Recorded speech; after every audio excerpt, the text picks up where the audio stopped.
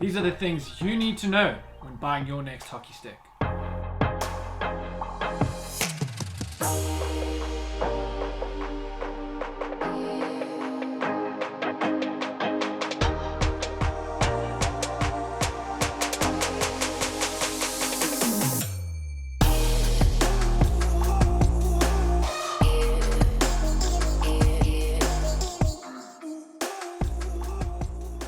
Hey guys, welcome to Sports Republic Reviews, where we give you all the information you need to buy right first time.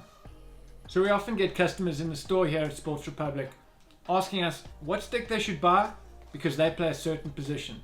That's not necessarily how we sell sticks here at Sports Republic. We like to look at the certain skill sets you've got and we match the best stick for your skill set. Playing with a stick that doesn't necessarily suit your game is definitely going to be detrimental to your performance. There are a couple of things we look at when helping a customer decide on their next stick. First, we look at size. Then we look at the composition and the level that they're playing at. And lastly, we look at the curve or the bow shape. Let's first have a look at size. Customers often come into the shop measuring a stick up to their hip and thinking that's the correct size for them. That's not how we do it here at Sports Republic.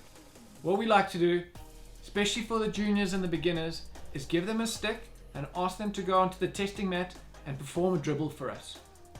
What we specifically look for is how close their left hand is to their chest and if there's freedom of movement when they're dribbling. If the left hand is too close to the chest, you're going to notice that the players look really cramped. What we're looking for is some good distance between the top of the stick and the player's chest. We generally find that more competent players are able to push their hands out, which allows them to play with a stick that's a little bit bigger.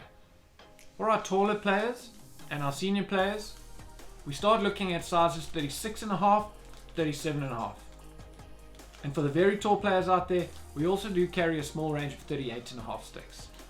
Generally, for the senior players, we narrow it down to personal preference between 36.5 and 37.5. And if the player's not sure, we put them through the same dribble test and we ask them to pick the stick that feels the most comfortable for them. But you'll notice the difference in size is actually really small, and more often than not, it comes down to comfort and feel. If you think you're going to rely on that extra inch to make tackles for you, you're probably going to miss those tackles anyway. Next, we look at the composition of the stick and the level that you're playing at. Most sticks nowadays have information on the stick about their level of composition. Carbon fiber is used to make sticks really stiff and rigid, and that's where you get your power and performance from. The higher the carbon percentage, the more powerful the stick is. And as we drop down in carbon fiber percentage, you start sacrificing on power. You get some extra feel and control because the stick is not so stiff and the ball doesn't end up ricocheting and actually ends up sticking to the stick a little bit more when receiving. As we go further down in composition, the sticks become a little bit more affordable, but you are going to sacrifice on power. Carbon fiber is an expensive material and they substitute fiberglass in the sticks to bring the price down. For younger players and beginners, these sticks with fiberglass content is going to be perfectly fine. As they progress up in age groups and the level that they play at increases, they're going to require more out of their stick. They're going to need some more carbon fiber to make sure that they've got the power to match everyone else on the field, and they're going to need sticks that really perform for them. For the really strong players out there, we recommend sticks with a high carbon content. It's easy to overpower a stick that doesn't have enough carbon in it, and the sticks aren't going to last and the materials are going to start unweaving. Lastly, we're going to look at the different bows the sticks have.